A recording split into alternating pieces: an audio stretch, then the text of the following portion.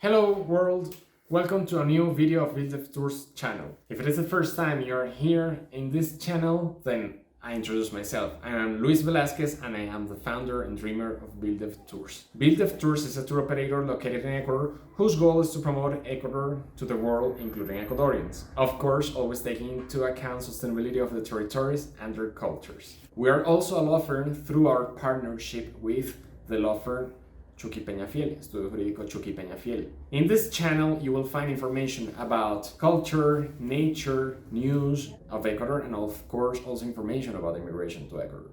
So if you are interested in knowing about this information directly from Ecuador, then I invite you to subscribe to this channel because I am sure that you will find information that will be of interest to you. Also, I invite you to follow us on our social media, BuildDevTours, especially on Instagram, where we post information almost daily and we share a lot of content, especially in the stories section. If you would like to plan a trip to Ecuador, book tours, or you need any type of information, you may send us an email to info@builddevtours.com or contact us through our social media or the website builddevtours.com.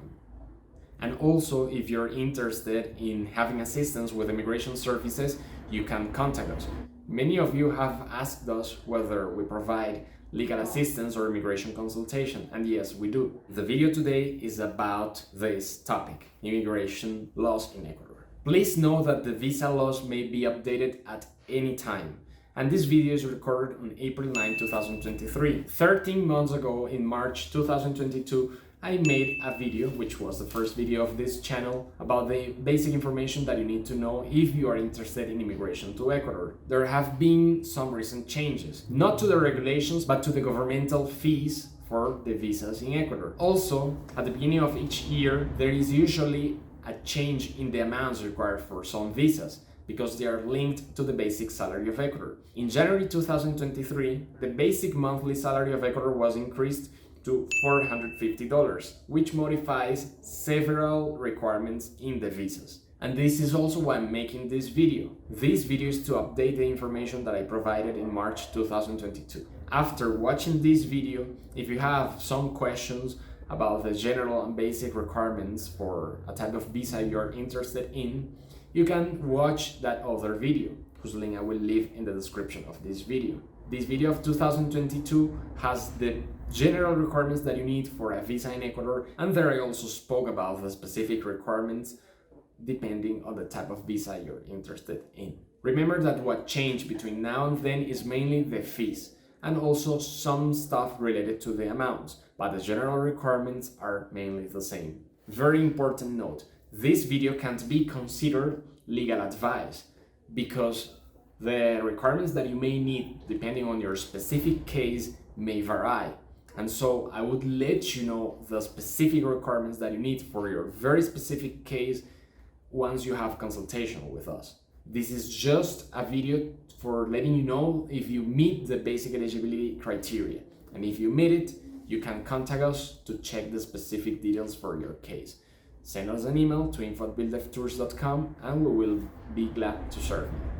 Also, as I mentioned before, the regulations may change at any time. So if between the time I post this video and the time you're watching this video, there are new regulations, I will let you know at that moment by email or in the consultation that we have. In any case, any updates about the immigration to Ecuador, about the regulations, the fees, if something happens, I will be letting you know through this channel. So I invite you to subscribe here and click on the bell to receive notifications when a new video is uploaded. Just as an overview, please note that there are two types of residency visas in Ecuador: the temporary residency visas and the permanent residency visas. If you would like information about the tourist visa, I will make a video solely about it, in which I will explain as many details as possible. Once that video is ready and uploaded, you will be able to find the link in the description of this video. However, the tourist visa is required only to citizens of the following countries.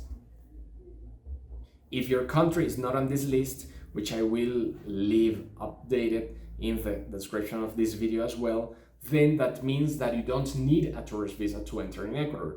You only need your passport. And when you arrive in Ecuador with your passport, you will be receiving free of charge a tourist permit for 90 days. Later, once you're in Ecuador, you will be able to extend that permit for 90 more days for a fee of $150. That is, as long as you don't overstay.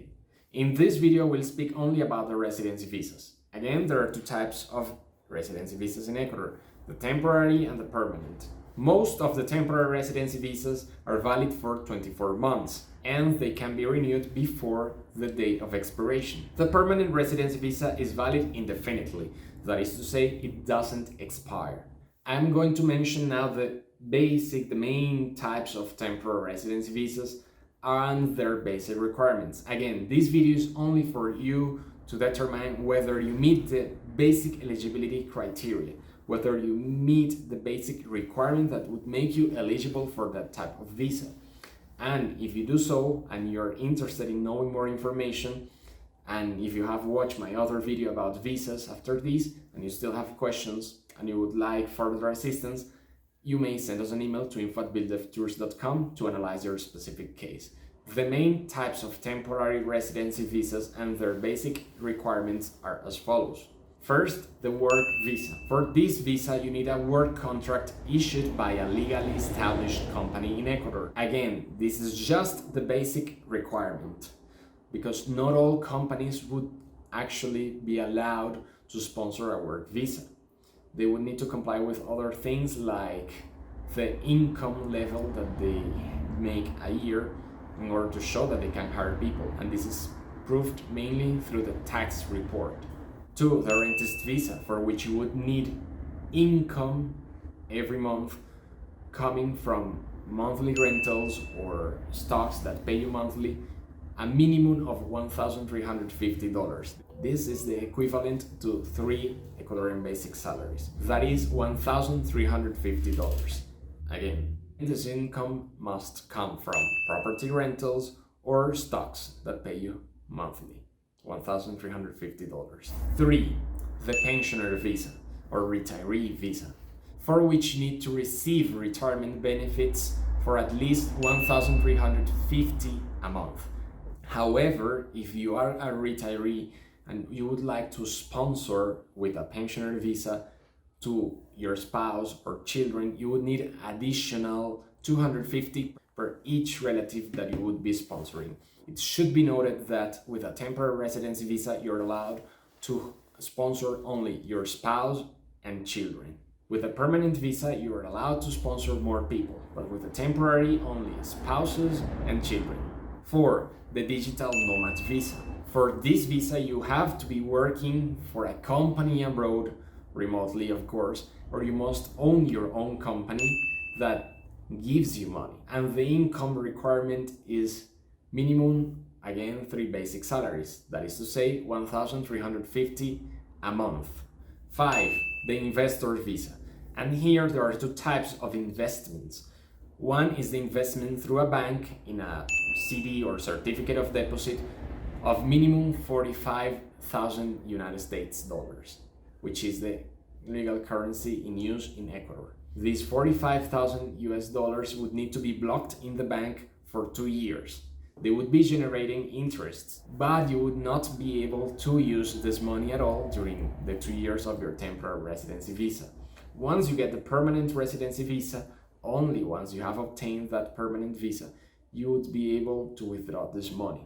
In the past, this was different. The money had to be blocked permanently, and that is why there are some people in Ecuador with permanent investor visas that need to have that money blocked permanently. The other type of investment is the real estate investment.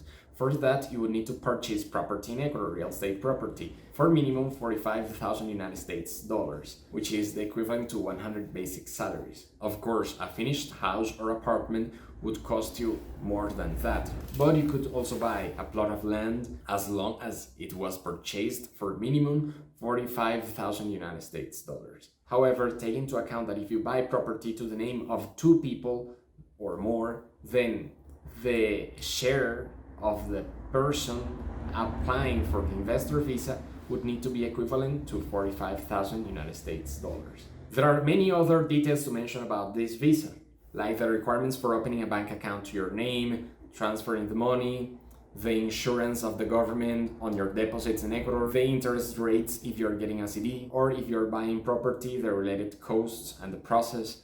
And of course, we assist with all of this. If you would like that we make a video about the investor residency visas, please write it in the comments. Also, we assist with all of this. So if you are perhaps looking at a property you're interested in and you would like assistance with checking the property and then working on the closing, we do it. You can send us an email too. Or if you are already sure that you want to do the investment and you need assistance with opening the account, we can assist you with this as well. For that, you can send us an email. Also, for the investor residency visa, you will need to provide bank statements in which you show income of minimum one basic salary during each of the 6 months prior to the moment of applying for the visa. For example, if I am applying in July, then I would need to provide bank statements showing that in January, February, March, April, May, and June, I received at least $450 in my bank.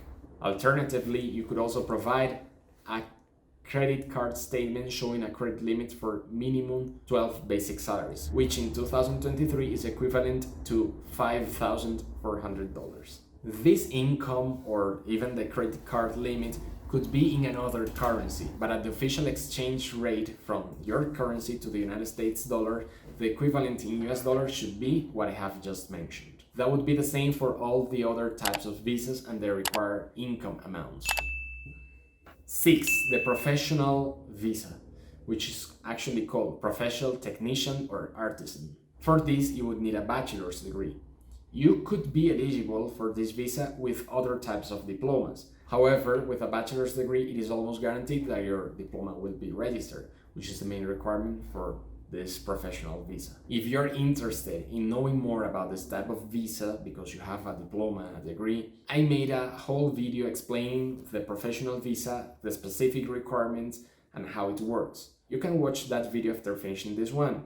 After that video, I made another one with an update that happened in December 2022 with an extra requirement. So you can watch these two videos if you are interested in the professional visa, because they explain all the basics that you need to know about this visa. There are other types of temporary residency visas. However, they would require a sponsor or a sponsoring institution.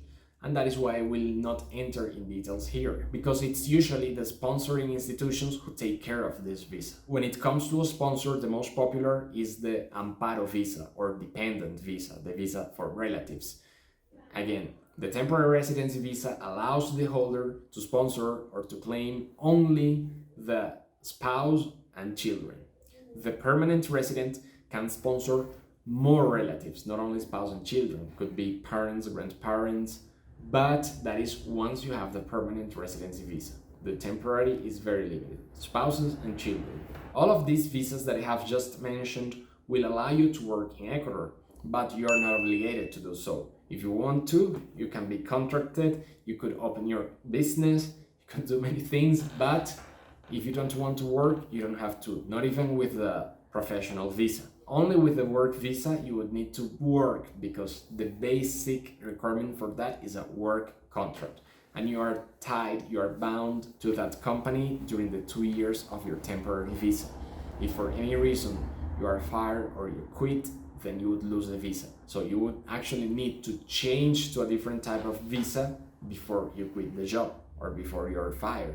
The rest of temporary residency visas that would require a sponsor are scientist, researcher, or academic, athlete, artist, or cultural ambassador, religious representative or religious volunteer of an organization acknowledged by the Ecuadorian state, volunteer or missionary, student, governmental, non-governmental, or international press worker. Resident by agreement. This is limited to very few countries that have made migratory agreements with Ecuador, and persons under international protection or refugees. For all of these visas, you would need that a legally established institution in Ecuador sponsors you and certifies that you will be with them in a way. And most of these last visas that I have just mentioned will not allow you to work in Ecuador. As per the permanent residency visas, there are two main types. The one that you are eligible for after having lived in Ecuador for 21 months under a temporary residency visa. And the other type of permanent residency visa is the one that you get when you are a relative of an Ecuadorian citizen or a foreign resident with a permanent residency visa in Ecuador. This includes spouses as well. Another note, some of these visas, like the pensioner visa, digital nomad visa, rentist visa, require that you have health insurance in Ecuador. Most of these visas don't require you to have the health insurance here. However, this regulation might change at any time, as it has done so in the past. So if you would like to be sure, you can contact us and we will let you know about the requirements that you will need for your specific process. And now the most important and recent change, effective April 1, 2023, is the change in the visa fees. The application fee for all types of visas is 50 United States dollars. That is to say, once you are submitting the application of your visa, you have to pay $50. But the visa fee, the fee that you pay once the visa is approved, varies depending on your specific type of visa. And they are as follows. The tourist visa was reduced now to only $30. So adding up $30 of the visa plus the application fee makes a total of $80. The temporary residency visa was reduced from $400 to $270. So $270 plus the 50 United States dollars makes a total of $320. The dependent temporary residency visa, that is for the relatives of temporary residents, is $200. The permanent residency visa fee is $225. The dependent permanent residency visa fee is $175, to which you would need to add again the $50 application fee. This is only the government visa fees. This doesn't include the other fees that are related to the process, like the legal notarized translation fees, cedula fees. Cedula is the Ecuadorian identity card that you would need to get after getting the visa. Other specific fees, depending, for example, if you're registering your degree, you have to pay a fee for submitting your degree for request of registration. Notary fees that you may need to pay in the case of a real estate visa. And of course, facilitation fees or legal assistance fees if you're working with someone for the process. And depending on your very specific type of process, these fees vary a lot. For example, some processes are really straightforward and they are just 3 documents with 3 pages each, period. But there are other cases where several documents of 10 pages each are required that would cost more in the translations. So if you're doing this by yourself, the costs really vary a lot. Of course, if you would like assistance, you can contact us and we will let you know the fees that include all the services together. Remember that almost every January the basic salary increases, and with that some governmental fees change or some requirements on the visas vary.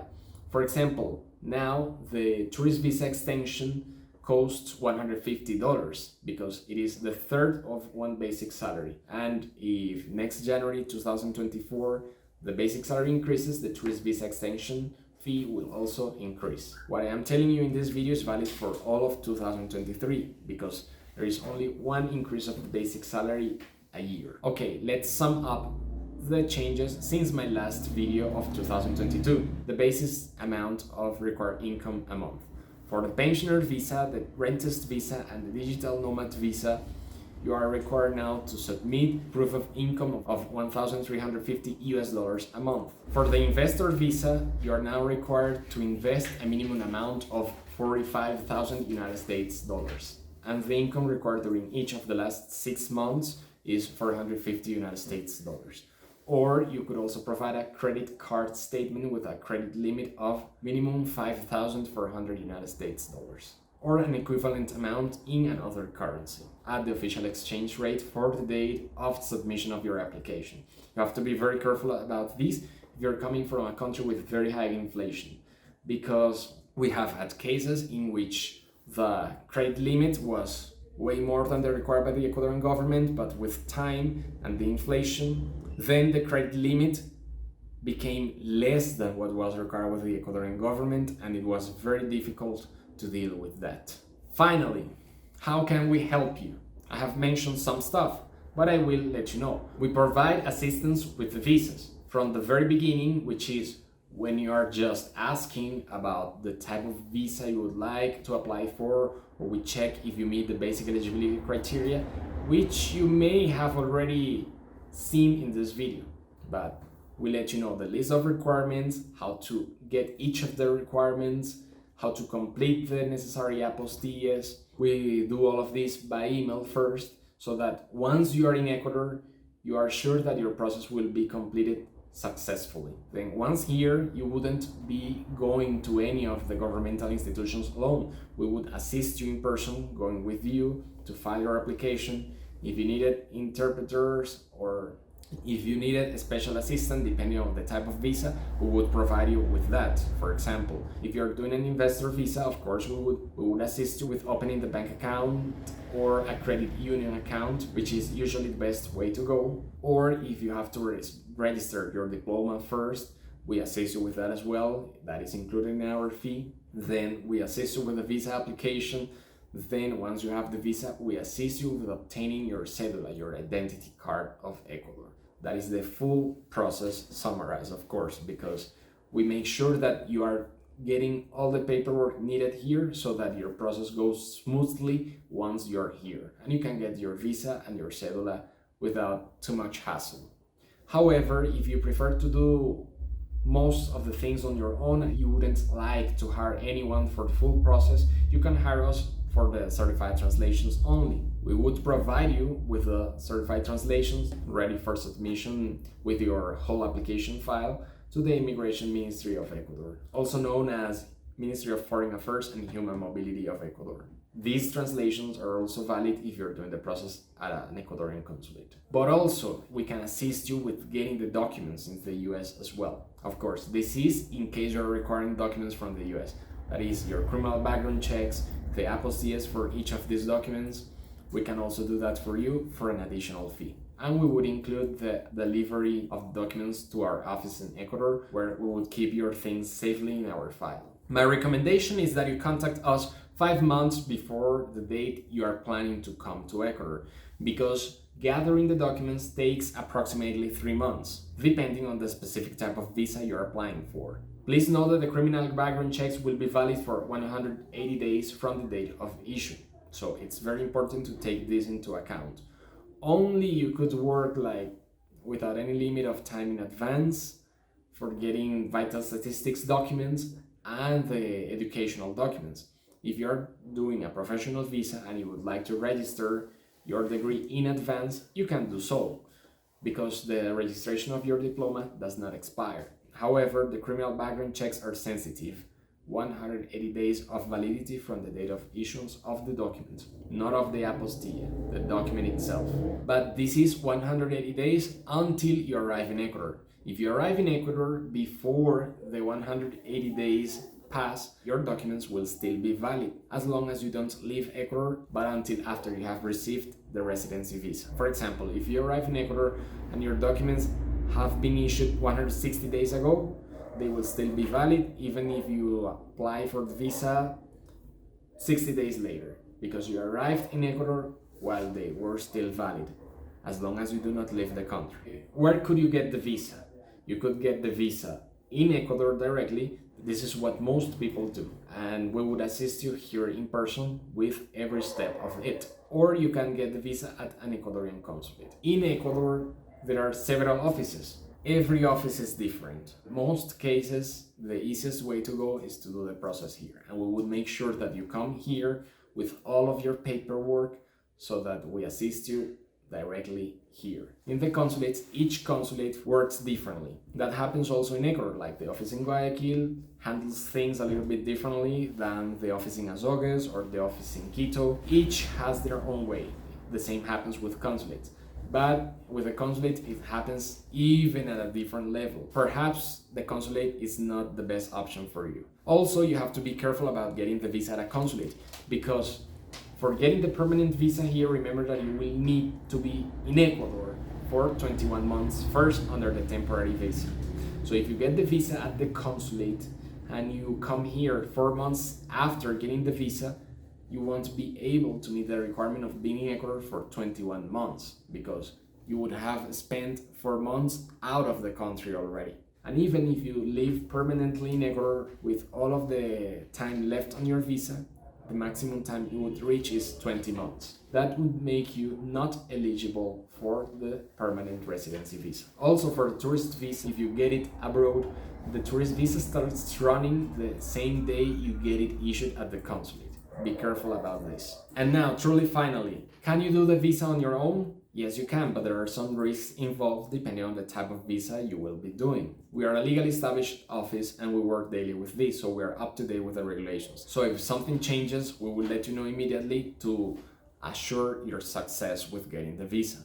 However, if you come with your paperwork here and then you realize that something changed in the meantime and you didn't know about it, it may cause you a hard time, as you may need to go back to the US, or you may need to spend more money because you will be already in Ecuador. I'm just talking about experiences that I have known of in the past. There are processes that are quite straightforward. However, complications may happen at any time and we would be ready for them, especially when there are changes in the regulations.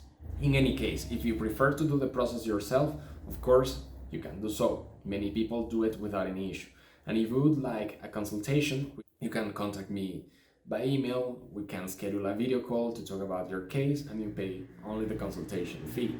Alternatively, if you need the certified translations, we can assist you with that as well, even if you are doing the process through an Ecuadorian consulate. As even with the delivery fees, it may be cheaper hiring our office than paying the translator in your home country. That is all for this video. I hope you have found it informative, that you have liked it. Remember that if you would like assistance with immigration, legal assistance, tours, exploratory tours, which would be tours not aimed to average tourists, but actually for people exploring to see whether Ecuador would be a country for them, we can assist you with that. Any request, we are at your service. Also, if you haven't done so yet, I remember you can subscribe to this channel and click on the bell to be notified about new videos. If you would like to know more about Ecuador, news, culture, nature, immigration, stay tuned because we will be posting content that will be of your interest. Thank you very much for watching the video till this point. See you in the next time. Bye bye.